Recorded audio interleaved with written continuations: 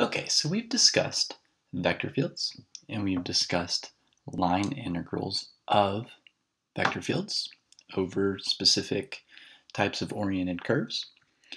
And so now what we're going to do is we're going to talk about a very important property that vector fields can have. And now the motivation comes from physics. And so I'm going to pick up the perspective from physics. So here's the idea. Well, first of all, we're going to live in the plane for the time being.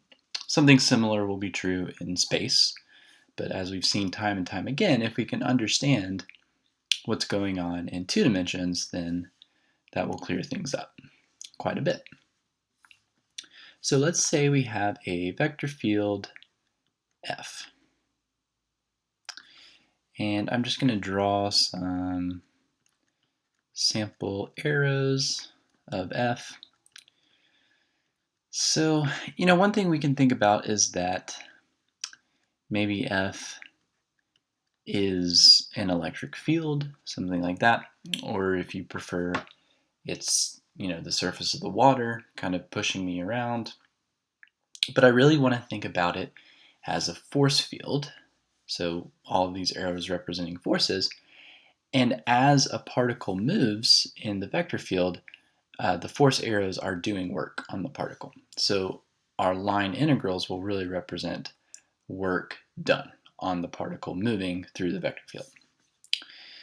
Okay, so let's say that we have 2 points. We have a point here, and we have a point down here. And so, this is kind of an interesting question. So I want to travel from this point to this point. Now, there's kind of a shortest distance, geometric distance. I could just go down the straight line. Or, I could go out here and then kind of move around and go like that. And so this could be an oriented curve. I'll call this curve C1. But there are really infinitely many paths that I could take. I could also start at this point and go down and around this way, like that. And this will also be oriented, and I'll call this path C2. So here's the question.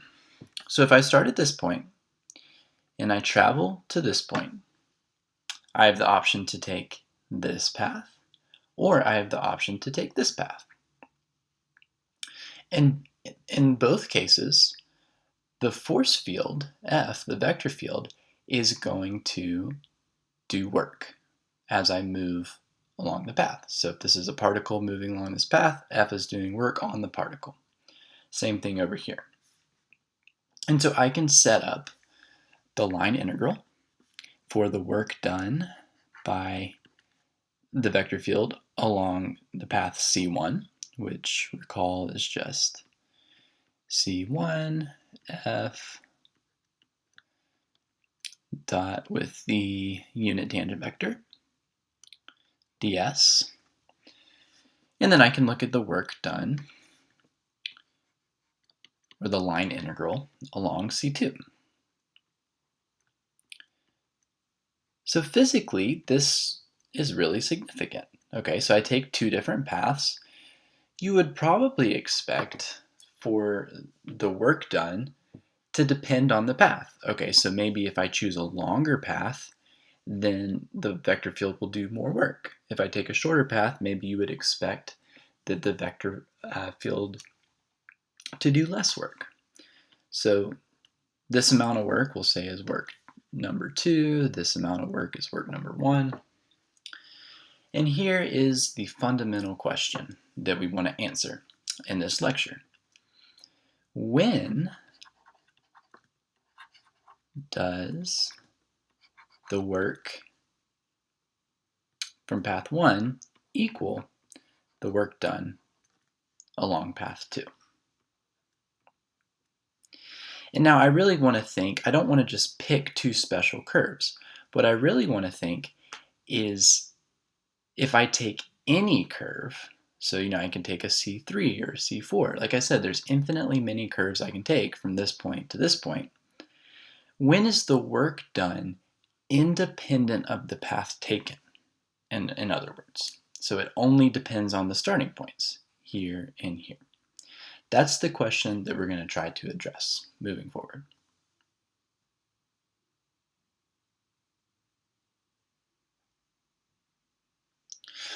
Okay, so just to reiterate the point on the last slide, a vector field F is said to be path independent. And I really want to reiterate this definition because it's really the essential part of this lecture. So F is path independent if for any two paths connecting any 2 points. So notice that I'm saying any. So I take any 2 points and I take any 2 paths connecting those points. So those paths are going to be oriented curves. You can think about them as paths that a particle is taking. So F is path independent if for any 2 paths connecting any 2 points, the work done by F, or in other words, the line integral along the 2 paths, is the same. And this is such an important property in physics because what this is saying, think about F. Let's just reinterpret what this means. If F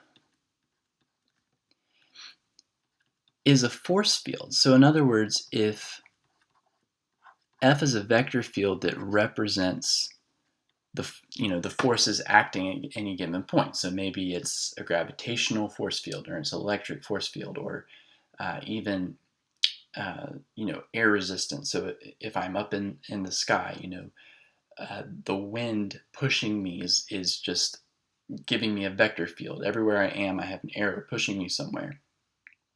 So whatever that force is that the vector field represents, if F is path independent, so if F is path independent,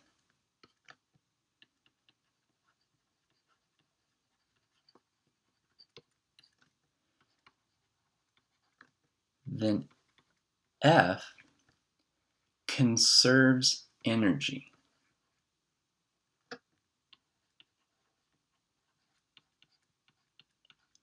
So this is a huge deal. Okay, so conservation of energy is an essential topic in physics. So if F represents a force field, and F has this property of being path independent, then what that means is that F is going to conserve energy.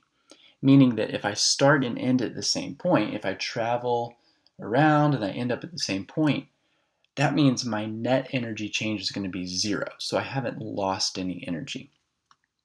And so maybe it's best, to kind of think about forces that don't conserve energy. So for instance, friction is not going to conserve energy. So if I think about the vector field that represents friction, it's not going to be path independent. Because certainly if I take a longer path, I'm going to lose more energy to heat, to that friction. Same thing with drag force. Drag force isn't going to conserve energy. So it really is a special property to conserve energy. Now, some examples of force fields that are path independent. So gravitational force fields are path independent. Electric fields are path independent. So there are some very important examples in physics of vector fields, or in other words, force fields, that are path independent, i.e.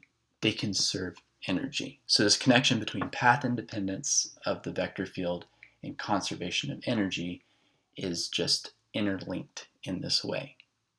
So as you can see, it's going to be very important for us to be able to determine whether or not a vector field has this path independence property.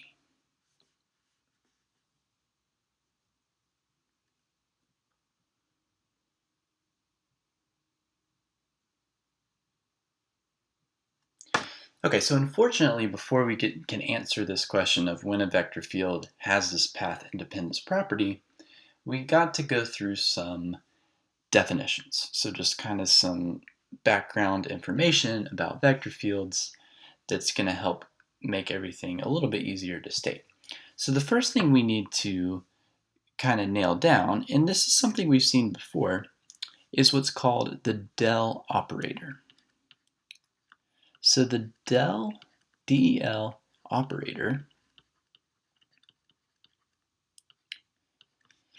is, well, it's a little bit weird. Okay, so it's this nabla symbol that we've seen before, like for the gradient. But what I'm going to put here is I'm just going to put partial x in the x coordinate, partial y in the y coordinate, and partial z in the z coordinate. And now, of course, I'm assuming here that I'm in space and I'm using Cartesian coordinates x, y, and z. And this is really just a formal definition. Okay, so by itself, this doesn't mean anything. And now it's an operator in the sense that operators in math act on things. So the del operator acts on things. So we've already seen the del operator act on functions. So if I take the del operator and I act on a scalar valued function f, well then I just get, so in the first component, this partial with respect to x operator acts on f, then the partial with respect to y acts on f, and then the partial with respect to z acts on f. So the del operator acts on scalar valued functions by giving me the gradient. Okay. So the reason I'm kind of separating the definition, just isolating this del operator, is that we're going to have other operations. So the del operator is actually going to be able to act on vector fields. And it's going to be able to act on vector fields in two ways. So the first is going to be what's called the divergence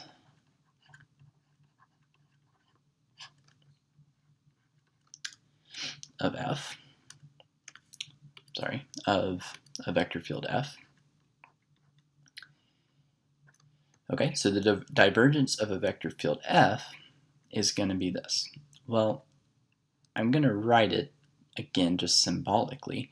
So it's the del operator, and then I have a dot product with, well, let's actually say that let's give some kind of content to my vector value, my vector field.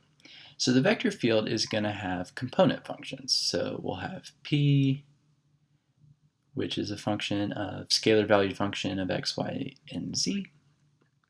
And then we have q, which is a scalar valued function of x, y, and z. And then we have r, which is also a scalar valued function of x, y, and z. Okay, so that's the typical form of a vector field in 3 dimensions. And that's just going to help me write down what the divergence is. So the divergence of this vector field is, okay, well, I'm writing this symbolically, but it's going to help me see exactly what this is. So notice that the del operator is sort of a vector. Now in the components are these derivative operators. But I'm going to take the dot product just as I would before. But when I multiply this operator partial derivative with respect to x times p, I'm just going to get px. So the partial derivative with respect to x of the function p. And then I'm going to do the y component times the y component, but that's just going to give me the partial derivative with respect to y of the function q, and then I do the third component, which is z, so I end up with the partial derivative with respect to z of the component function r. So this is the divergence of the vector field. And so geometrically, what is this telling me? I mean, I'm giving you this definition. So one way to think about divergence, and we'll talk about this a lot more when we talk about Green's theorem, is the divergence is basically telling me how much the vector field is spreading out. So a vector field that has a lot of divergence is going to have arrows pointing away from maybe a source.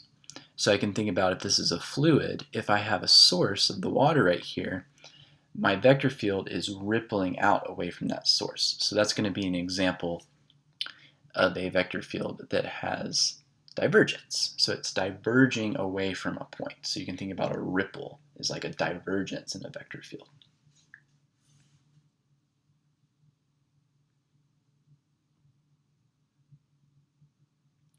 Okay, so there's one more way that the del operator can act on a vector field, and that's called the curl of the vector field. And so we'll have another geometric interpretation of what the curl is, but let's first say what it is. And again, I'm going to just write that F is P, Q, R, just to make it a little bit easier to say what the curl is. And first of all, I'm just going to symbolically write that the curl is the del operator, and then I'm going to write the cross product symbol, so here comes the cross product, of the vector field. And so let me write down what I mean by this. Well, let me just sort of formally write down the cross product. So I have the I and j and k component. I have partial, so from the del operator, I have partial x. I have partial y. I have partial z. And then from f, I have my component functions p, q, and r. And again, now when I take the determinant here, so that's what I do when I take the cross product, when I multiply like partial x with q, I'm just going to take the partial derivative. And so what I end up getting here is, well, ry minus qz. And then remember j I have to do in the opposite order, so I get pz minus rx. And then I have, I don't like that r, rx, there we go. And then I have qx minus py. Okay, so my output for my curl is itself a vector field. And here are my component functions. Okay, so again, that's just the definition. What is the curl? So recall that the divergence of a vector field basically measured how much the vector field was or is spreading out away from a point. So this is an example of a vector field that has divergence. So notice that all these arrows are kind of diverging away from a central point, which maybe that central point is a source of the water. So the water's flowing out of that point. And so my vector field is spreading out away from that source. So that's a vector field that has divergence. Now the curl, as the name suggests, basically measures rotation in a vector field. So a vector field that has curl is going to be rotating around a central point. like this. So this is an example of a vector field that has curl. And so if you think about like a whirlpool in the water, that is an example of a vector field around that whirlpool that has a lot of curl. And so somehow, more or less precisely, all vector fields are made up of divergence and curl. And they're sort of, antithesis of each other. So if you have a lot of divergence, then you're not going to have a lot of curl. And if you have a lot of curl, maybe you don't have a lot of divergence. And so those are kind of the two extremes. You can either be spreading out or you can be rotating in a vector field. So these are going to be the ideas that we need moving forward. Now, right now, we're going to kind of put divergence on hold. So divergence will play a really big role later. But the reason we're introducing divergence and curl is because we're actually going to use the curl of a vector field to be able to determine whether or not it has this path independence property. And which is really cool to think that somehow something about the rotation of the vector field is going to tell me whether or not I have a path independence property.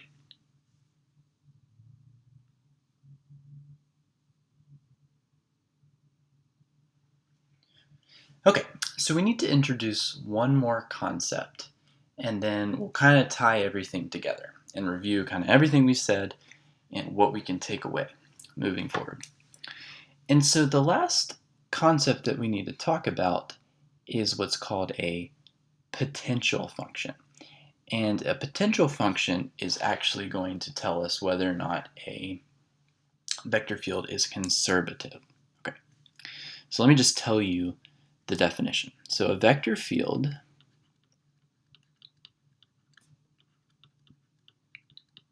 F is called conservative. And now you're probably thinking, oh, conservative, it conserves energy. Well, there's going to be a connection between our path independence property and conserving energy.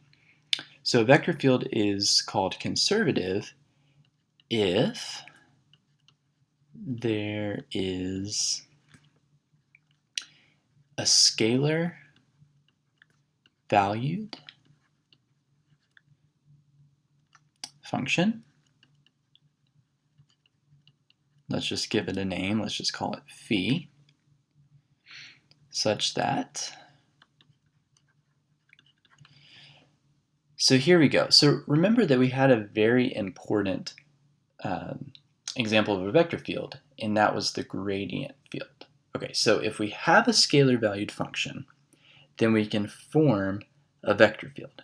But now we're going the opposite direction.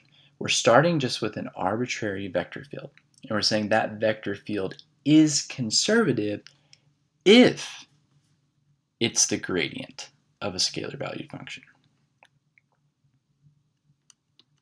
And so the logic here is really important. So it's important to just maybe stop and just think about this. So we said that if we have a scalar valued function, the gradient of that function is a vector field. Now, it's not always going to be the case that if I have a vector field, it comes from being the gradient of a scalar valued function. If I just sketch some random arrows, it's going to be very unlikely that there's actually a function that when I take the gradient, I get that random combination of arrows or vectors. So it's a really special property, a vector field being conservative. And now it also, if you recall, we really thought about the gradient of a function as being the derivative. And so in the back of your mind, you should also think that what we're finding when we find this function phi, the scalar valued function, is an antiderivative. And I'm just going to kind of put that in quotes. So phi is an antiderivative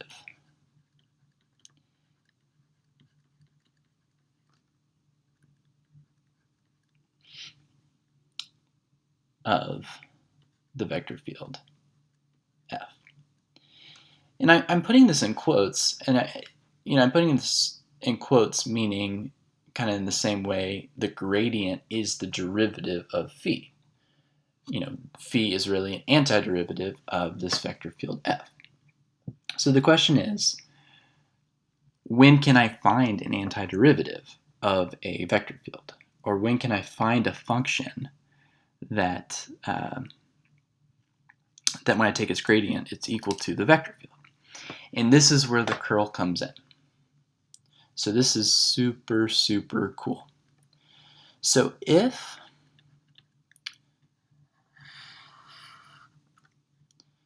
our vector field is defined on a simply connected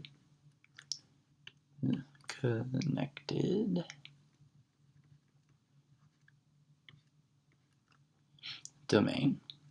So what I mean is that the part of, whether space or the plane that f is defined is simply connected. And so what does simply connected mean? Well, I'm not going to tell you precisely what it means. That's more of a topological idea.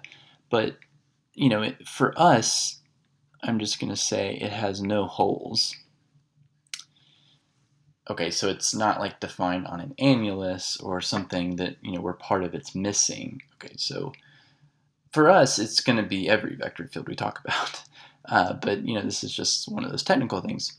So if f is defined on a nice, or in other words, if it's just defined everywhere, that's fine. So if it's defined on the simply connected domain, and this is super cool, the curl of f is equal to 0. And here, I'm going to put an arrow over 0 to mean, well, the curl of this vector field is itself a vector field. And so what I mean is that at every single point, the vector field that I get when I take the curl of our vector field f, I get exactly the 0 vector.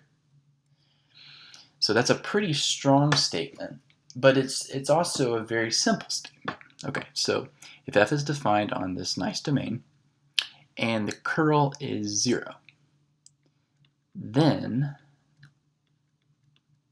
f is conservative.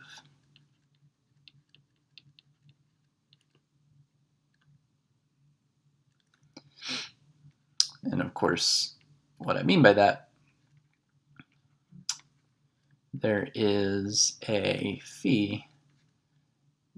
Now I'm just saying a phi. I'm not saying it's unique or anything. There's just a phi such that the gradient of phi equals f. Okay, so this is just about as technical as it's going to get. But just kind of step back and think. So I'm saying that a vector field is conservative if it has an antiderivative, and the vector field has an antiderivative if the curl is 0. So in practice, we're going to be given a vector field, and I'm going to say, okay, well, I would like for it to be conservative. How do I check and see if it's conservative? Well, I just take the curl, and if I get exactly 0 when I take the curl, then f is conservative. And actually, there's going to be a way for us to figure out what phi is. So if f is conservative, we can actually figure out what an antiderivative is. More or less, we just are literally taking an antiderivative. Now, it's a little bit more complicated. We'll do an example. But we just want to find an antiderivative, and we'll be able to do that.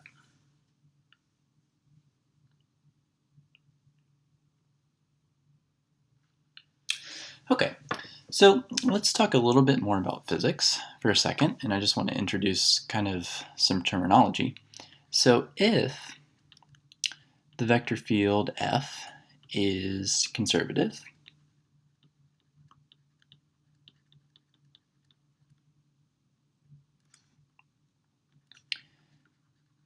then the function phi such that Well, the gradient of phi is equal to our vector field F is called a potential function of our vector field. And so I just want to make a little note about some of the physics that's going on behind the surface.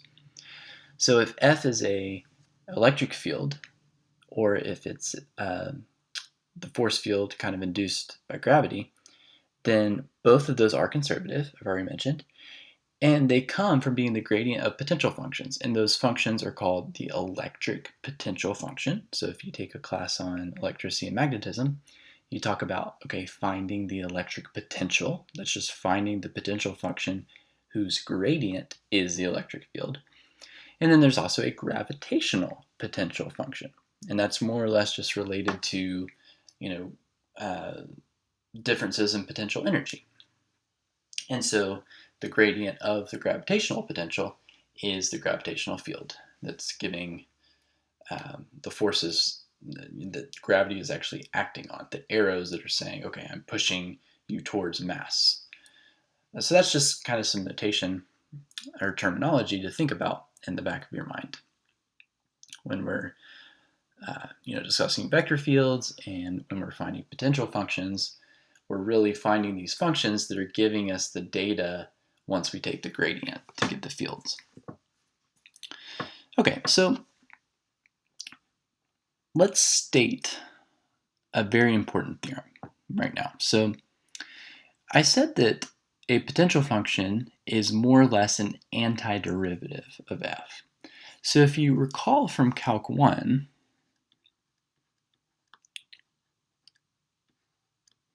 we had this little thing called the fundamental theorem.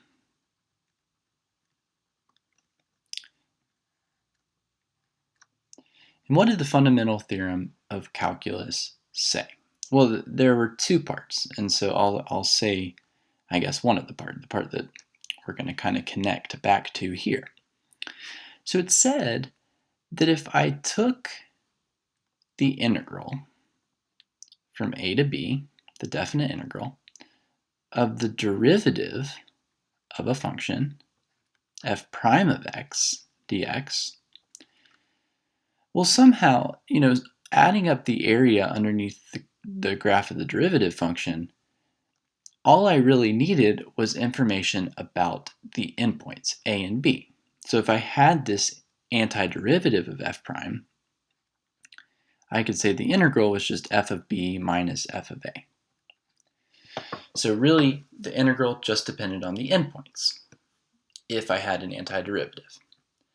Well, for line integrals, we have an analog of that. So the fundamental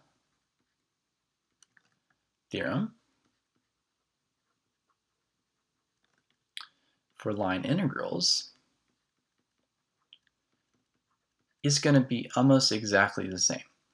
It's going to say that, well, if I take the line integral, now this is going to be from t equals a to t equals b of the vector field, and then of course I have a parameterized curve, so r of t,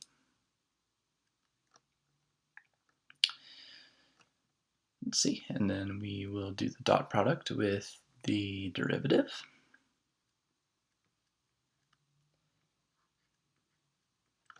Okay, so there's our line integral. So let's suppose that f has a potential function. So there's a function phi such that the gradient of phi is equal to f. Well, guess what this is going to equal? Well, it's going to equal basically just the value at the endpoints. It's going to equal phi of, well, wherever I'm starting, so r of a minus phi of where I end. So this is very much analogous to the fundamental theorem of calculus. If I have an antiderivative of the integrand, then I can just evaluate the integral by evaluating the endpoints at the antiderivative. Same thing here. If I have an antiderivative of f, or a potential function of f, or in other words, if f is conservative, then I can just evaluate the line integral by evaluating the potential function at the two endpoints. And this is where, if you've studied physics or if you've studied gravitational potential, you know this is true, that the change in gravitational potential energy only depends on where you start and where you end. And that's really what this is saying, that yes, there's all these forces acting and there's all these choices of paths that I could take between the 2 points, but somehow the change in gravitational potential energy only depends on the end points. And so that's the fundamental theorem for line integrals.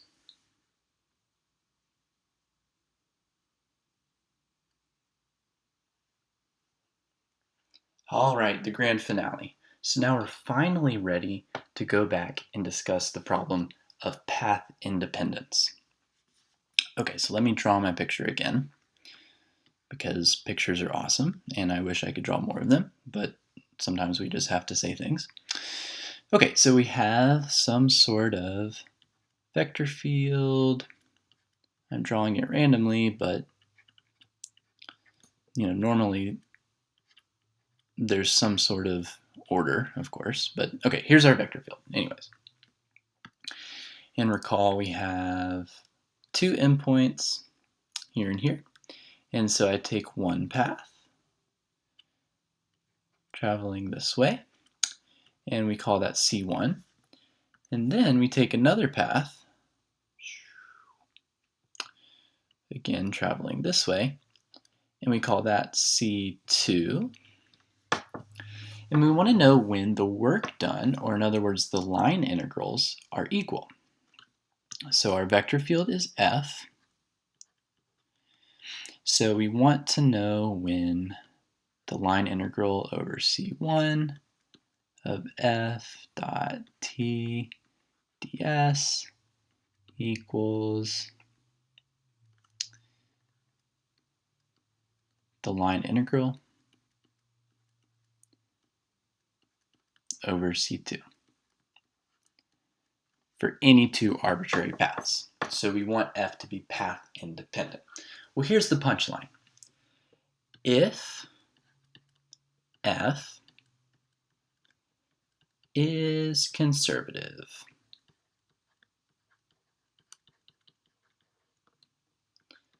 then guess what? Well, the hint is sort of in the name, conservative. F will conserve energy, etc. Then F is path independent. So in other words, any line integral of F over any two curves connecting the same points will be equal. So we actually will have equality for these two line integrals, regardless of the two endpoints, regardless of the path taken. And so we can, take advantage of that and just choose the easiest path. All right, so let's see for a second why that's true. Well, if F is conservative, then we know that F is equal to the gradient of some potential function that we call phi. Okay, and so here's what I want to consider. I want to consider the closed loop. C, which is given by taking C1, so going C1, going this path, and then traveling C2 backwards. So I'm just going to kind of write that in a strange way. So C is just C1, then C2 backwards. Okay, and so notice that, let me trace out what I'm saying C is. So C is, I take C1, and then I go backwards along C2. So I'm traveling this way and then this way. Okay, so notice I'm traveling C2 backwards. Okay, so what does that mean? Well, let's look at this circulation integral over C. And now notice that C is a closed loop. Okay, now it's the way I've drawn it, it's actually negatively oriented, but that's not really a problem. That's not going to affect the line integral. So I do this line integral over this closed loop.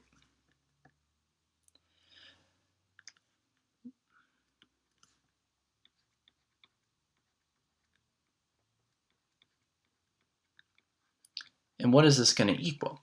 Well, I just do C1, so it's just the line integral over C1.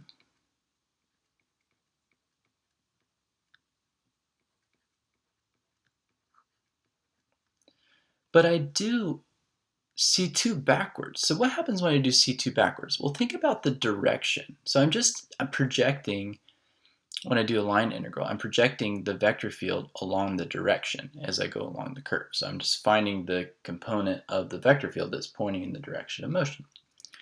But now the direction of motion here is going to be backwards. So in other words, I'm just replacing the direction vector t, unit tangent vector, with minus t.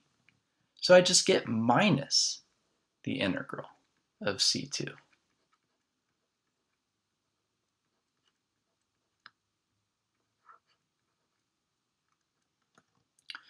Okay, but this is a closed loop. I'm starting and ending at the same point.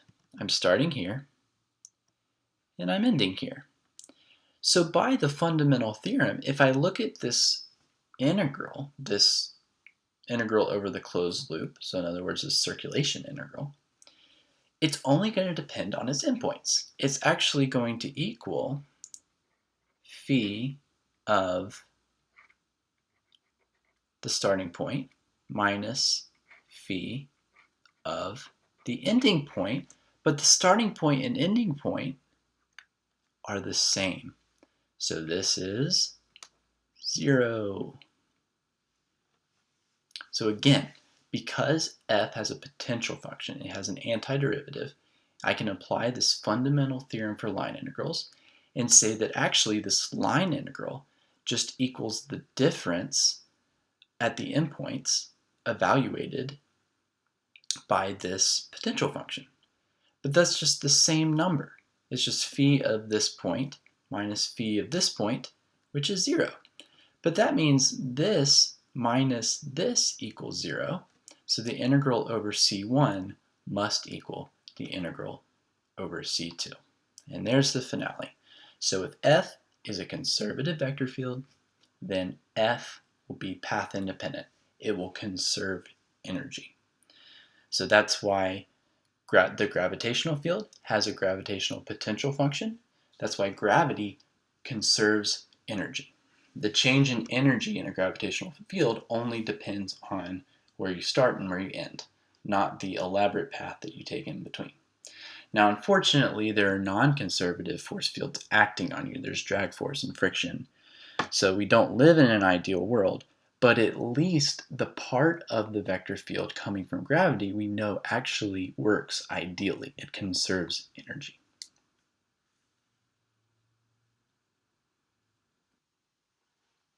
Alrighty, so we want to find the divergence and the curl of this vector field. So let's just start with the divergence. So that's more or less just this formal dot product where basically I just add up the partial of each of the component functions of the vector field, taking the corresponding partial derivatives. So this should be the partial with respect to x. So if I call this function p, this function q, this function r, this is px plus qy plus RZ, which is, okay, so P, the partial derivative of this with respect to x is going to be 2yz. And then the partial derivative of q, the y coordinate function, is going to be 0. And same for the z component. If I take the partial with respect to z, well, there's no z, so I get 0. So the divergence is just 2yz. And so what's the curl? The curl is going to be, well, I'm going to write it as this formal cross product. So we have I, j, k, and we have partial x, partial y, partial z. And then here I'm going to put p, then q, then r. So p is 2xyz. Q is x squared z. And then r is x squared y. Okay, so what do? I take the partial of this with respect to y, which is going to be x squared, and then minus the partial of this with respect to z, which is also x squared. Okay, and then I'll eliminate this, and I have the partial of this with respect to x, which is 2xy, and then the partial of this with respect to z, which is also 2xy. And now notice that I really should have done this minus this, but they're both 2xy, which is fine. So 2xy minus 2xy. And then let's see, what's the last one? We have partial of this with respect to x, which is 2xz, and then minus partial of this with respect to y, which is 2xz. But notice what happens. At any point, x, y, and z, this is just going to be 0, this is just going to be 0, and this is just going to be 0. So the curl is exactly 0. But what does that tell us? That means that the vector field F is conservative. So in other words, it's path independent. If it represents a force field, it's going to conserve energy. The work done by this force field between 2 points is going to be independent of which path I choose between those 2 points. All of that good stuff is going to be true of this vector field because the curl is 0.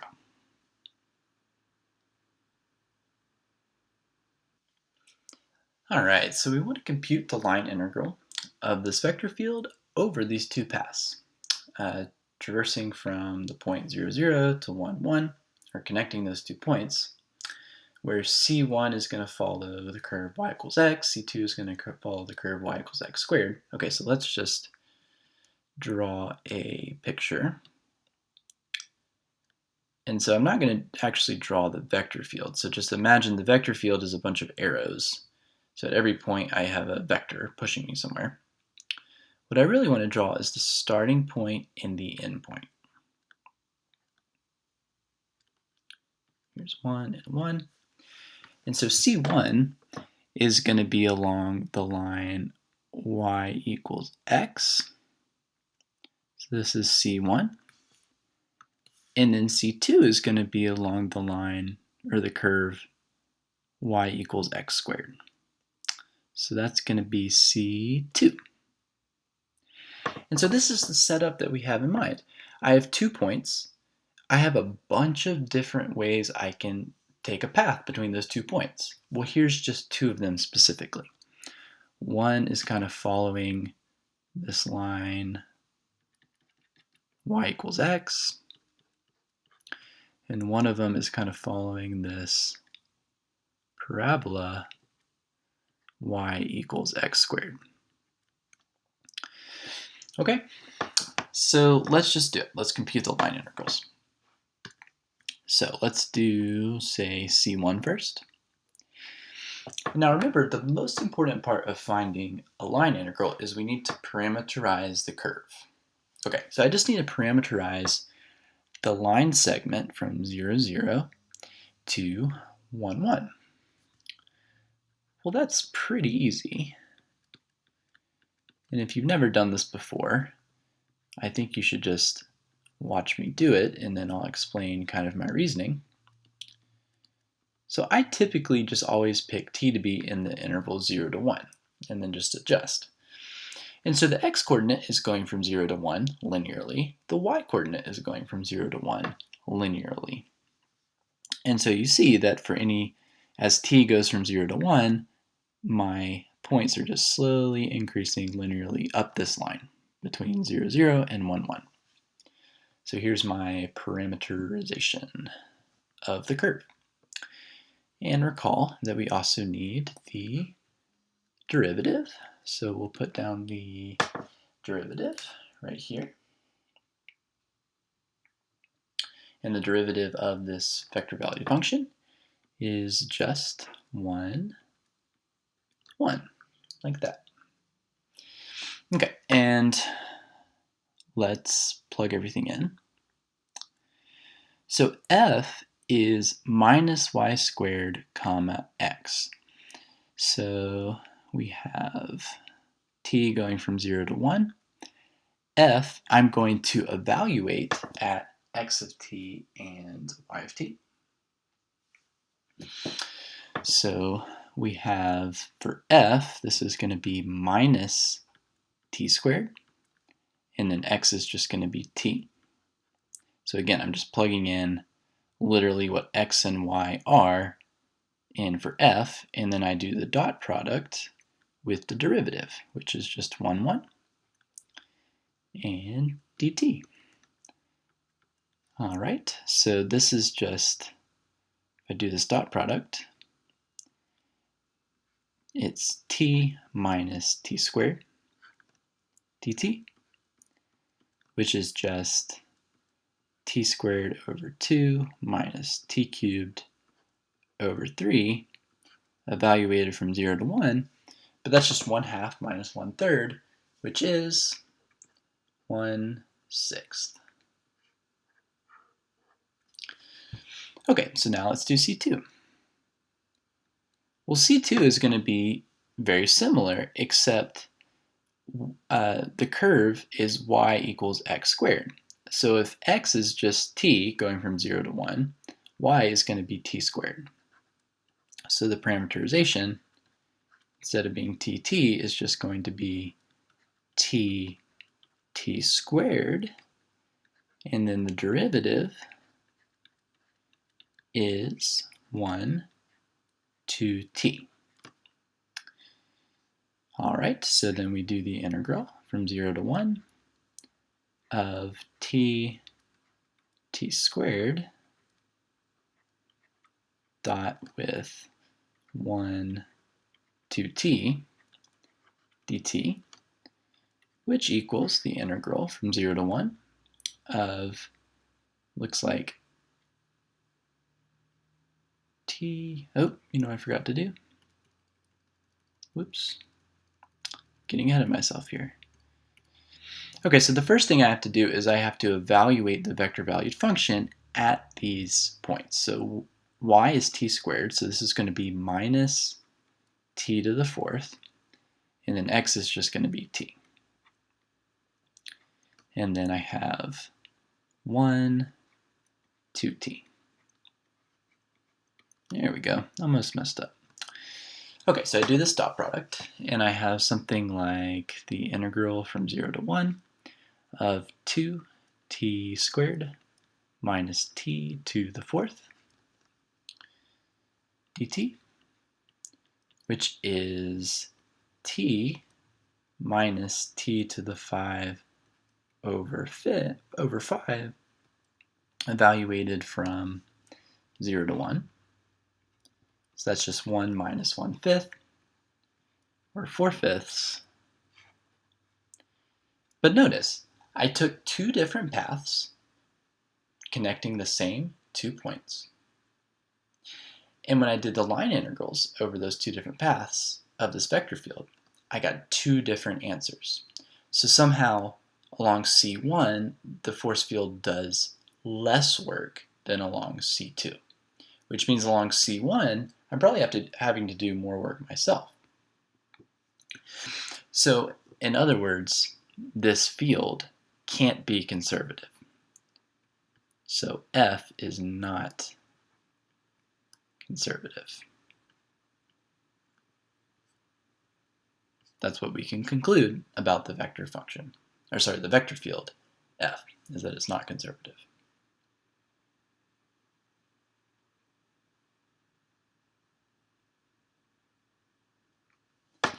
All right, this is a trick question if I've ever seen one. So we have a function, f, and the gradient of that function is this vector field capital F. And we actually know exactly what f is. So using our language that we've developed in this lecture, little f, lowercase f, is a potential function or antiderivative of the vector field capital F. Okay, so we'll keep that in the back of your mind. Now we want to compute the line integral of the vector field over this curve C connecting the points 0, 0, 0 and 0, 10, 10. And the curve is given by this vector value function that is a mess. Now you could do this. Well, maybe you could do this. I don't know. You might run into some serious trouble. You could find the derivative. You could compose, let's see, so what could we do? So we could actually take the gradient of f to get our vector field capital F, evaluate at the x of t, y of t, z of t, etc., do all of that. That's going to be a mess though. This is an example of where we can use the fundamental theorem. Just like when you were doing a Riemann sum, it was just so much work. But then you learn, oh wait, if I can find an antiderivative, it's a walk in the park. That's the same thing here. Fundamental theorem for line integrals.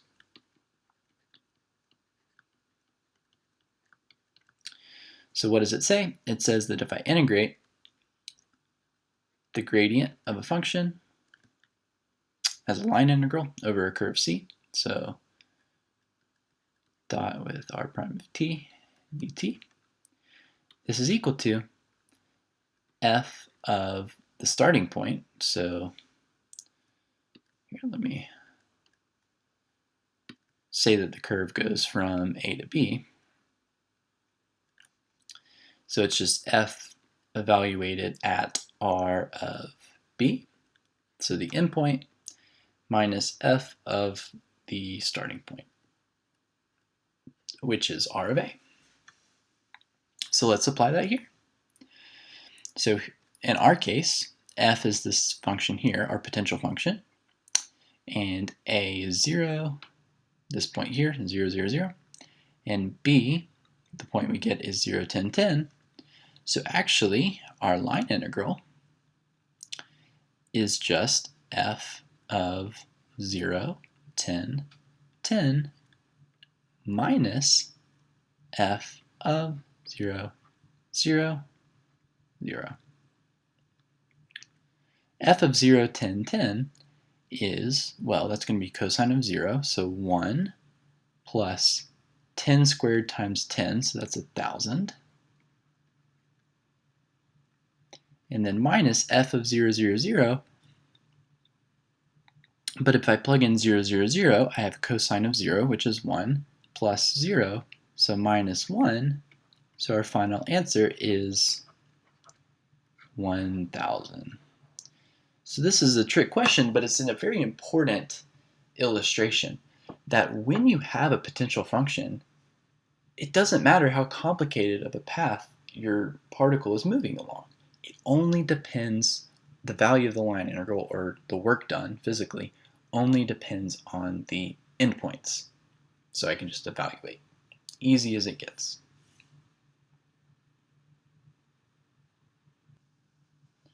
Okay, cool. So here we have a vector field, and we want to show that it is conservative. And then once we show it's conservative, we know that a potential function exists, and then we actually want to compute the potential function. So this will be an important example because, to show that it's conservative, we're just going to take the curl and show that it's 0. So that's relatively straightforward. The real meat of this example is going to be, how do you find the potential function? And more or less, you just take antiderivatives, but we'll see that in a second. Let's start by actually showing that this is conservative by showing that the curl of f is equal to 0 everywhere. So what is the curl? It's going to be, well, I, j, k, and then we have partial x, partial y, partial z, and then our component functions are, so let's just call them p, q, and r. There they are. Okay, so what do? I take the partial with respect to y of p, which is z, and then I take the partial with respect to x of q, which is also z, so z minus z. And then I take the partial with respect to z of p, which is y, and then minus the partial with respect to x of r, which is also y. So far, so good. And then I take the partial with respect to x of q, which is z. Yep, okay. And then I take the partial with respect to y of p, which is z. And this is exactly 0, no matter what point I pick, because it's z minus z, y minus y, z minus z. So that means our vector field is conservative. Cool. So how do we find the potential function phi? Well, phi is supposed to satisfy gradient of phi, which is phi sub x, phi partial with respect to y, phi partial with respect to z. That's supposed to equal f, okay? And f is 2x plus yz, 2y plus xz, 2z plus xy. But we get 3 equations here, right? We get that partial x of phi is equal to 2x plus yz, and partial y of phi is 2y plus xz, and then partial z of phi equals 2z plus xy. So we're going to have to use all 3 of these equations to actually find phi, or at least find phi up to just a constant. So remember, it's basically an antiderivative, so it can differ by an absolute constant. So what does this tell us? Well, this tells us that, okay, phi has to be, so basically phi is an antiderivative of this function with respect to x. So phi is going to be, well, I'm just going to take an antiderivative of this function. Well, that's x squared plus yzx. And now, when I take an antiderivative, I have to add an integration constant. But here, since I'm taking a partial derivative, my integration constant can actually be a function of y and z, because any function of y and z, when I take the partial with respect to x, will be 0. So this is plus some arbitrary function that only depends on y and z. Okay? But this isn't good enough, because I need phi to be a function plus a constant that doesn't depend on x, y, or z. But let's see what happens when I take the partial of phi with respect to y. So when I take the partial of phi with respect to y, on one hand I know it has to be 2y plus xz. But over here, I have another representation, right? I can just take the partial with respect to y, and I get, well, zx plus the partial of y with respect to, the partial derivative of h with respect to y.